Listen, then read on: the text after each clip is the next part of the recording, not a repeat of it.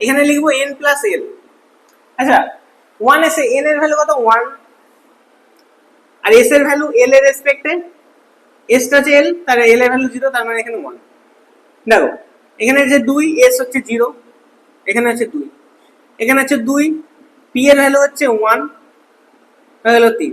দেখো এখানে হচ্ছে 3, 3, s এর ভ্যালু 0, দেখো 3। দেখো এখানে দুটো ভ্যালু সেম আসছে না? ধরো প্রথম কথা তো আগে এই যে স্পিন স্পিন এই যে এটা ক্লকওয়াইজ স্পিন আর অ্যান্টি ক্লকওয়াইজ স্পিন, এই যে দু ধরনের স্পিন হয়, এই দু ধরনের স্পিনটাকে নিয়ে আমরা কিভাবে একটা অরবিটালসে ফিল করব।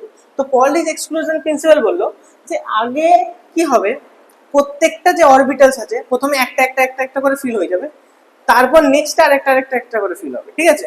মানে এই টাইপের অনেকটা রুল বলেছিল।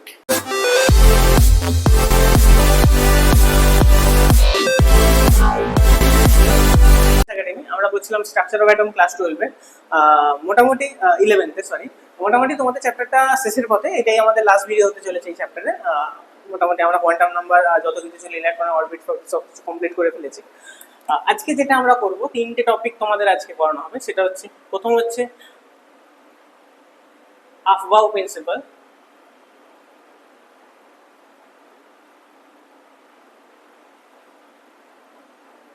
সেকেন্ড হচ্ছে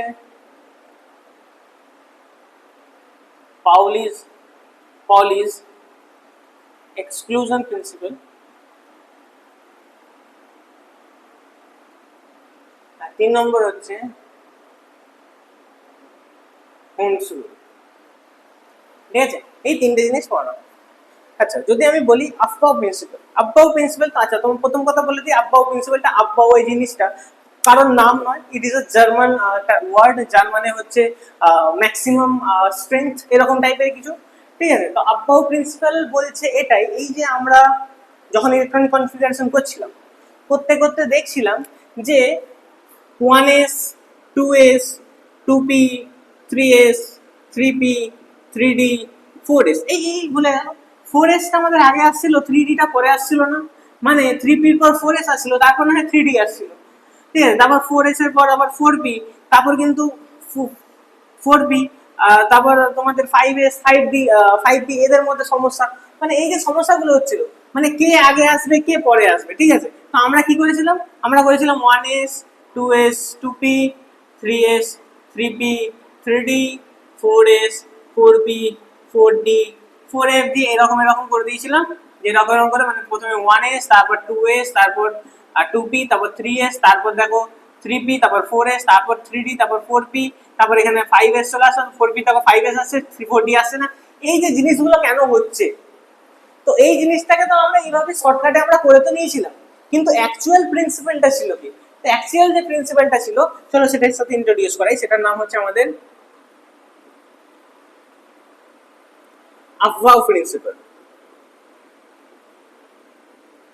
যেখানে আফবাউ প্রিন্সিপাল যেটা বলছে যে কোনো একটা অরবিটাল, কোনো একটা ইলেকট্রন যখন কোনো একটা অরবিটালসে ফিলিং হয়, তখন আগে লোয়ার এনার্জি অরবিটালসে ফিল হয়, তারপর আস্তে আস্তে হায়ার এনার্জি অরবিটালসে ফিল হয়। মানে ধরো আমাদের বেঞ্চেস আছে, ধরো তো আমি টিচার, ঠিক আছে, আমার সামনে 3-4টে বেঞ্চেস আছে, তো স্টুডেন্টরা একে একে আসতে ফিল হচ্ছে। এখানে কিন্তু এমন কোনো রুলস চলবে না যে আগে যে পিছনের বেঞ্চে বসলো কি হয়েছে, মিডল বেঞ্চে বসে বলো কি হয়েছে, সামনে বেঞ্চে বসে বলো না। স্টুডেন্টগুলো এক এক করে ঢুকবে, প্রথমের বেঞ্চে আসবে, প্রথম বেঞ্চ কভার হবে, তারপর এখানে যাবে, তারপরটা যাবে, তারপরটা যাবে, তারপর মানে একটা সিকোয়েন্সে তোমার হবে। এইখানে সিকোয়েন্সটা কি, আফবাউ প্রিন্সিপাল যেটা বলছে সেটা হচ্ছে যে আগে ইলেকট্রনসরা লোয়ার এনার্জি লেভেল যে অরবিটস গুলো আছে সেখানে বসবে, যখন সেগুলো ফিল হবে তারপর হায়ার এনার্জিতে যাবে। তো এবার এই যে লোয়ার অরবিট কোনটা আর হায়ার অরবিট কোনটা, এটাকে আমরা জানবো কি করে? তো এইখান থেকে আমরা একটা নতুন রুল পড়বো, সেটা হচ্ছে n+l রুল। কি বললাম? n+l rule. মানে nটা আমরা জানি এখানে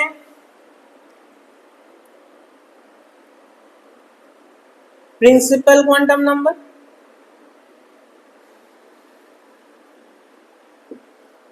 আর এলটা হচ্ছে আমাদের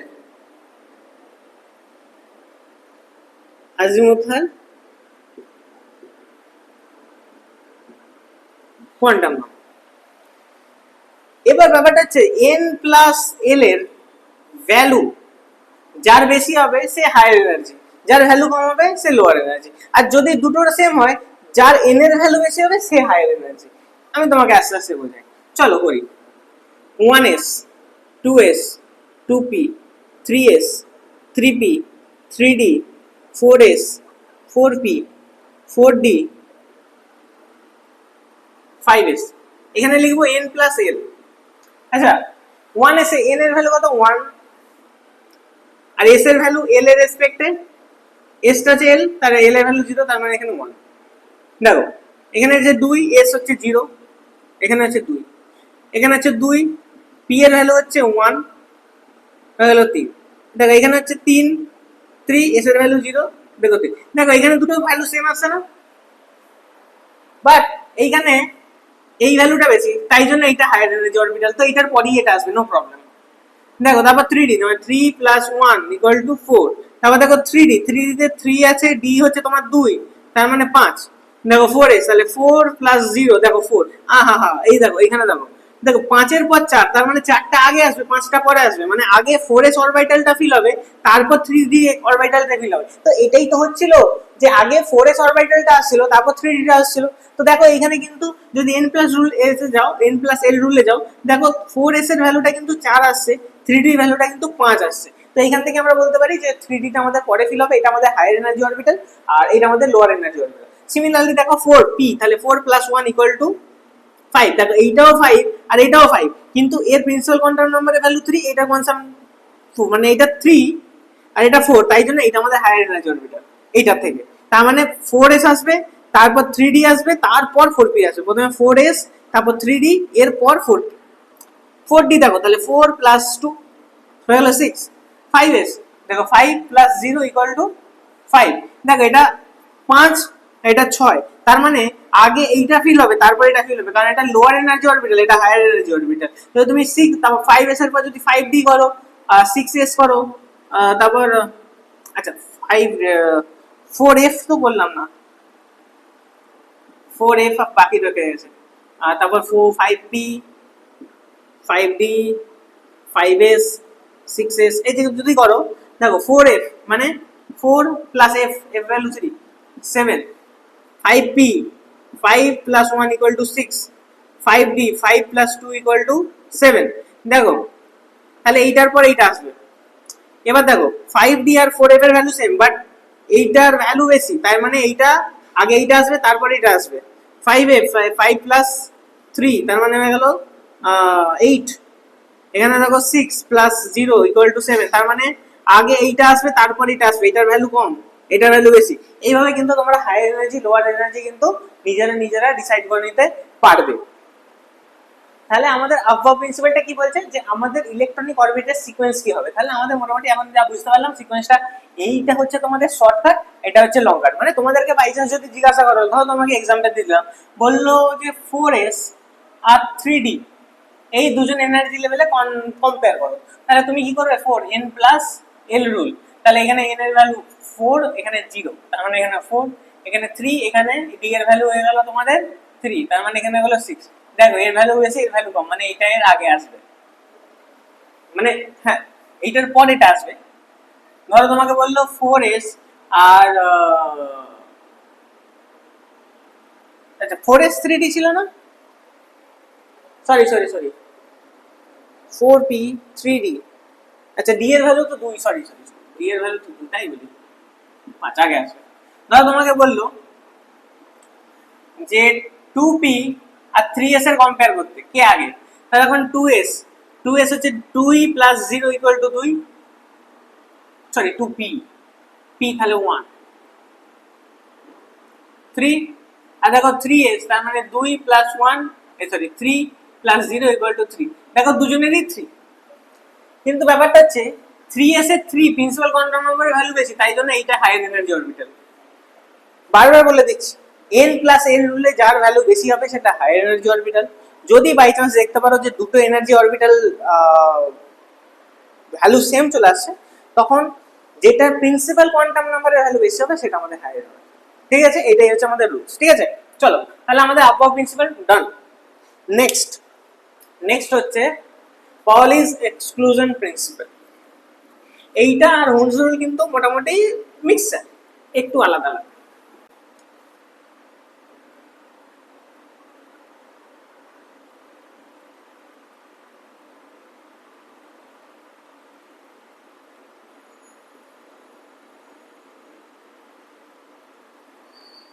আচ্ছা, পলিজ এক্সক্লুশন প্রিন্সিপাল কি বলছে? পলিজ এক্সক্লুশন প্রিন্সিপাল বলছে, যেমন আমরা আবহাওয়া প্রিন্সিপাল থেকে জেনেছি যে যেটার আগে, যেটার হাই এনার্জি অরবিটাল সেটা আগে ফিল হবে, যেটার লোয়ার এনার্জি অরবিটাল সেটা পরে ফিল হবে। পলিজ এক্সক্লুশন প্রিন্সিপাল বলছে যে দেখো আলাদা আলাদা অরবিট তো আছে, ঠিক আছে, হায়ার এনার্জি অরবিটালে আগে ফিল হবে, তারপর এটা ফিল হবে, সব কিছু নো প্রবলেম, কিন্তু যে ফিলিংটা হবে, যে ফিলিংটা হবে সেইটা কিরকম ভাবে হবে? মানে ধরো প্রথম কথা তো আগে এই যে স্পিন স্পিন, এই যে এটা ক্লকওয়াইজ স্পিন আর অ্যান্টি ক্লকওয়াইজ স্পিন, এই যে দু ধরনের স্পিন হয়, এই দু ধরনের স্পিনটাকে নিয়ে আমরা কিভাবে একটা অরবিটালসে ফিল করব? তো পলিজ এক্সক্লুশন প্রিন্সিপাল বললো যে আগে কি হবে, প্রত্যেকটা যে অরবিটালস আছে প্রথমে একটা একটা একটা একটা করে ফিল হয়ে যাবে, তারপর নেক্সট আর একটা একটা একটা করে ফিল হবে, ঠিক আছে? মানে এই টাইপের অনেকটা রুল বলেছিল, যেটা বলছিলাম। তো যেটা তোমাদের যেটা আবহাওয়া প্রিন্সিপালে করলে যে আগে এনার্জি লেভেলে ফিল হবে, আগে যেটা লোয়ার এনার্জি অরবিটাল সেখানে আগে ফিল হবে, তারপর যেটা হায়ার এনার্জি অরবিটাল সেখানে ফিল হবে। এবার পলি এসে বললো যে দেখো ঠিক আছে, তুমি একটা নর্মাল কথা ভাবো, যদি দুটো ইলেকট্রন থাকে, ধরো দুটো ইলেকট্রন আছে পি এক্স অরবিটালে, ধরো পি এক্স অরবিটালে দুটো ইলেকট্রন আছে, তাহলে আমি এখানে পি এক্স অরবিটালে ধরো 2px এ আছে, তাহলে এখানে প্রিন্সিপাল কোয়ান্টাম নাম্বারের ভ্যালু 2, এখানে অ্যাজিমুথাল কোয়ান্টাম নাম্বারের ভ্যালু 1, মানে আলটিমেটলি দুটো ইলেকট্রনের জন্য সবই তো সেম হয়ে যাচ্ছে, এই দুটো ইলেকট্রনের জন্যই তো সব ভ্যালু সেম হয়ে যাচ্ছে। তাহলে এমন কি এমন আছে যেটা এদের দুজনের মধ্যে আলাদা, যেটা আমরা স্পিন কোয়ান্টাম আমরা পড়েছিলাম যে এদের দুজনে আলাদা আলাদা স্পিন হবে, একজনের প্লাস হাফ আর একজনের মাইনাস হাফ, মানে একটা ক্লকওয়াইজ একটা অ্যান্টি ক্লকওয়াইজ। তো পাউলিস এক্সক্লুশন প্রিন্সিপাল ওটাই বললো যে যদি কোনো একটা অরবিটালে দুটো ইলেকট্রন থাকে, তো দুটো ইলেকট্রনের কিন্তু আলাদা আলাদা স্পিন থাকাটা দরকার, মানে একটা যদি ক্লকওয়াইজ স্পিনের হয় একটা কিন্তু অ্যান্টি ক্লকওয়াইজ স্পিন হবে। মানে ধরো আমি 2p6 এইটার ইলেকট্রনিক কনফিগারেশন করছি ইন বক্স সিস্টেম, তাহলে আমাদের 2p6 মানে কি, 2p x এ দুটো আছে, 2p y এ দুটো আছে, আর 2p z এ দুটো আছে। তাহলে আমি কি করলাম, এটা হচ্ছে px, এটা হচ্ছে py, এটা হচ্ছে আমাদের pz। তার মানে এইখানে আমাদের দুটো ইলেকট্রন, এখানে আমাদের দুটো ইলেকট্রন, এইটা আমাদের দুটো ইলেকট্রন, বাট এই দুটো ইলেকট্রনের মধ্যে আলাদা ডিফারেন্স কি আছে? তাহলে তো সবই এক ধরনের হয়ে যাবে, যেমন এটার জন্য ম্যাগনেটিক যায়, এটার জন্য অ্যাজিমুথাল দেয়, সব কিছু একই। সমস্যাটা হচ্ছে যেটা আলাদা সেটা হচ্ছে যে স্পিন, একটা যদি ক্লকওয়াইজ স্পিন থাকে একটা অ্যান্টি ক্লকওয়াইজ, এখানে যদি একটা ক্লকওয়াইজ থাকে একটা অ্যান্টি ক্লকওয়াইজ, এখানে যদি একটা ক্লকওয়াইজ থাকে এখানে একটা অ্যান্টি ক্লকওয়াইজ, এরকম ভাবে কিন্তু স্পিনিংটা হবে, যেটা আমাদের পাউলি এক্সক্লুশন প্রিন্সিপাল বলছে। বলছে এটাই যে দুটো ইলেকট্রন যখন সেম অ্যাটমিক অরবিটালসে থাকবে তখন ওই যে দুটো ইলেকট্রনে কিন্তু স্পিন সবসময় একে অপরের অপোজিট হবে, এবং এটা কিন্তু মাস্ট হতেই হবে একে অপরের অপোজিট। এটাই আমাদের ছিল পলিজ এক্সক্লুশন প্রিন্সিপাল। এবার পলিজ এক্সক্লুশন প্রিন্সিপাল থেকে আরেকটু মডিফাই করে হুন্ডস রুল এসছে, এইখান থেকে কিছু কিছু কনসেপ্ট নেওয়া হয়েছে। যেমন তোমাকে আমি একটু আগেই বলেছিলাম যে পলিজ এক্সক্লুশন প্রিন্সিপাল এটাও বলেছিল যে যখন আমাদের ইলেকট্রনস গুলো ফিল হবে তখন আগে একটা একটা করে ফিল হয়ে যাবে এবং তারপর সেকেন্ড সেকেন্ড করে ফিল হবে। তো সেটাই আমরা হুন্ডস রুলে আলাদাভাবে ডিসকাস করব। সেটা হচ্ছে এরকম যে এবার করছি আমরা হুন্ডস রুল। হুন্ডস রুল বলছে এটা যে যখন কোনো একটা ইলেকট্রন অরবিটালসে ফিল হবে,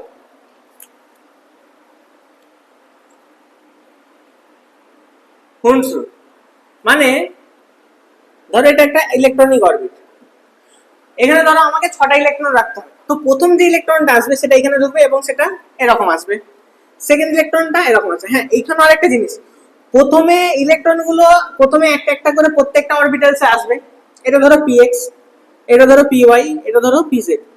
তো সব ইলেকট্রনগুলো প্রথমে px একটা হলো, py একটা হলো, pz একটা হলো। সব থেকে বড় কথা প্রত্যেকটা সেম স্পিনে আসবে, এমন নয় যে একটাই রকম হলো, একটা নিচের দিকে আসবে, একটা একটা ক্লকওয়াইজ আসবে, একটা অ্যান্টি ক্লকওয়াইজ, একটা ক্লকওয়াইজ, এরকম আসবে না। যখন প্রথম ইলেকট্রনটা প্রত্যেকটা অরবিটে ভর্তি হবে তখন কিন্তু প্রত্যেকটা ইলেকট্রন সেম স্পিনে হবে। সেকেন্ড যে ইলেকট্রন গুলো আসবে এই তিনটে হয়ে গেল, এবার যে আসবে সে অ্যান্টিতে আসবে, এখানে সে অ্যান্টিতে আসবে, সে অ্যান্টিতে আসবে, বোঝা গেল? তার মানে তোমাদেরকে যদি আমি d5 আঁকতে দিই, মানে একটা d অরবিটাল যেখানে 5টা ইলেকট্রন আছে, তাহলে তোমরা এরকম বক্স করবে। আমরা জানি d এতে 5টা অরবিটাল আছে, 1 2 3 4 5, তাহলে 5টা, তার মানে প্রথমে একটা, দুটো, তিনটে, চারটে, 5টা, ঠিক? তাহলে 5টা ভর্তি হলো, 1 2 3 4 5, 5টাই কিন্তু সেম স্পিড। এমন যেন করো না, যেন এই মিস্টেকটা করো না, 1 2 3 4 5 অনেকেই করে d5 আঁকতে দেয়, প্রথমে একটা দুটো, একটা দুটো, একটা, এইটা এইটা কিন্তু নয় d5। d5 হচ্ছে এরকম, প্রথমে আগে একটা একটা করে ফিল হবে, তারপর আবার আসবে। এবার ধরো তোমাদেরকে আমি আঁকতে দিলাম D9, D9 না D8, D8 আঁকছি। একটা, দুটো, তিনটে, চারটে, পাঁচটা। তাহলে একটা, দুটো, তিনটে, চারটে, পাঁচটা, কটা আছে বাকি? তিনটে, ছটা, সাতটা, আটটা। This is D8। ঠিক আছে, মানে আগে আমাদের একটা একটা করে ফিল হয়ে যাবে, তারপর আর একটা একটা করে ফিল হবে। দ্বিতীয় কথা, প্রথমে যে একটা একটা করে ফিল হবে প্রত্যেকের কিন্তু স্পিন সেম ডাইরেকশনে হবে, সেকেন্ড যেগুলো ফিল হবে সেগুলো কিন্তু ডাইরেকশন সবার সেম হবে। প্রথম যেগুলো ফিল হচ্ছে দেখো সব আপওয়ার্ড ডাইরেকশন, তারপরে যেটা ফিল হবে সেটা সব ডাউনওয়ার্ড। তোমরা এটাকে এইভাবেও করতে পারো, নো প্রবলেম, এইভাবে কোনোদিন অসুবিধা হবে না। আমি যেমন এইভাবে অ্যারো করছিলাম, এটাকে শর্টকাটে এই ক্লকওয়াইজ, এই স্পিন, এই হলো এই দিকে একদিকে, আর সেকেন্ডটা এরকম, এইভাবেও করতে পারো, নো প্রবলেম। ঠিক আছে, তোমরা যদি অ্যারো দাও অ্যারো, আর না হলে এরকম মোবাইল ডাটার মতন সিগন্যাল দিতে হবে, কোনো সমস্যা নেই, যে কোনো ভাবে তুমি করতে পারো। তো এটা ছিল আমাদের হুনসুল। তাহলে পলি এক্সক্লুশন টেনশন হুনসুল মোটামুটি তোমরা বুঝতে পারলে। এবং তোমাদেরকে এখানে ধরো আরেকটা আমি এক্সাম্পল দিয়ে দিচ্ছি, ধরো পি আর একটা 4 দিয়ে দিচ্ছি। P4 তাহলে কেমন করে করবে? একটা, দুটো, তিনটে। তাহলে প্রথমে একটা, দুটো, তিনটে, চারটে, মনে থাকে যেন প্রথমে একটা একটা করে ফিল হবে, প্রথমে যে একটা একটা করে ফিল হবে প্রথম সব সেম ডাইরেকশন, তারপরটা কিন্তু অ্যান্টি ক্লকওয়াইজ ডাইরেকশন। ঠিক আছে, এটা ছিল তোমাদের হুনস রুল। ঠিক আছে, আচ্ছা নেক্সট এইখান থেকে আরেকটা তোমাদের ইনফরমেশন দেওয়া ছিল, জাস্ট ছোট্ট একটা টপিক, যেটা হচ্ছে একটা এক্সট্রা স্টেবিলিটির জন্য একটা ছোটবেলা টপিক আমরা ডিসকাস করব। বলা হয় হুনস রুলের একটু এক্সটেন্ডেড, বলা হচ্ছে যে হাফ ফিল্ড অরবিটালস আর ফুল ফিল্ড অরবিটালস এ একটা এক্সট্রা স্টেবিলিটি হয়। কি বললাম? হাফ ফিল্ড অরবিটালস আর ফুল ফিল্ড অরবিটালস। মানে তোমাদেরকে বলা হলো ধরো D5, D7, D9, D4, এই চারটে অরবিটাল, এদের মধ্যে সব থেকে ফিল্ড কে, সব থেকে স্টেবল কে? এখানে দেওয়া হলো স্টেবিলিটি।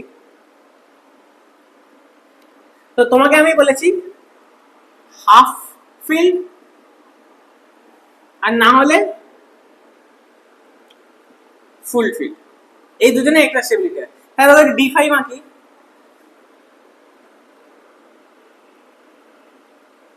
1 2 3 4 5। যদি D7 আঁকি,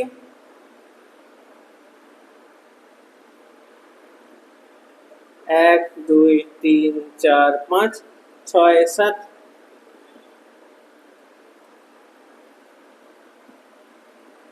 যদি D9 আঁকি,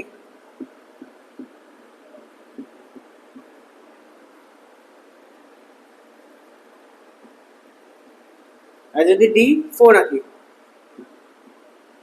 দেখো এইখানের মধ্যে দেখতে পাচ্ছ এই D5টা হচ্ছে হাফ ফিল্ড, মানে প্রত্যেকটা একটা একটা করে। যদি P এর কথা বলি, P তে আমাদের 6 হয়, মানে P3 আর P6 সব থেকে বেশি স্টেবল। D তে D5 আর D10 সব থেকে বেশি স্টেবল। যদি তুমি F এর কথা বলো, F7 আর F14 সব থেকে বেশি স্টেবল। তুমি দেখতে পাচ্ছ প্রত্যেকটাতে একটা একটা করে ফিল হয়ে আছে, এইটা একটা এক্সট্রা স্টেবিলিটি দিচ্ছে। বা যদি এটা ফুল ফিল্ড হয়ে যায়, হয় হাফ ফিল্ড না হয় ফুল ফিল্ড, হয় হাফ ফিল্ড হলো নাহলে ফুল ফিল্ড হলো, মাঝখানে এই স্টেপগুলো কিন্তু সবগুলোই খুব একটা স্টেবল নয় এদের থেকে। মানে কি বললাম, হয় হাফ ফিল্ড না হয় ফুল ফিল্ড, এরা দুজনেই কিন্তু সব থেকে বেশি স্টেবল, বলতে পারে একটা এক্সট্রা স্টেবিলিটি প্রডিউস করে হাফ ফিল্ড আর ফুল ফিল্ড গুলো এদের বাকিদের থেকে। তো এই ছিল মোটামুটি তোমাদের ক্লাস 11th-এর যেটা কেমিস্ট্রি স্ট্রাকচার অফ অ্যাটমের টোটাল সিলেবাস। এর থেকে বেশি আশা করি তোমাদের এক্সামে কিছু নেই। তোমাদের এখানে অ্যাকর্ডিংলি যে নতুন ICSE সিলেবাসের নর্মস আছে সেইগুলো হিসাবেই তোমাদেরকে পড়ানো হয়। তো মোটামুটি এই যে চ্যাপ্টারগুলো টপিকগুলো তোমাদের পড়ানো হলো সেগুলো তোমরা ভালো করে পড়বে। নেক্সট ভিডিওতে আবার তোমাদের দেখাবে নতুন কোনো চ্যাপ্টারের সাথে, নতুন কোনো টপিকের সাথে। ততক্ষণ পর্যন্ত তোমরা এগুলো পড়ো। Thank you.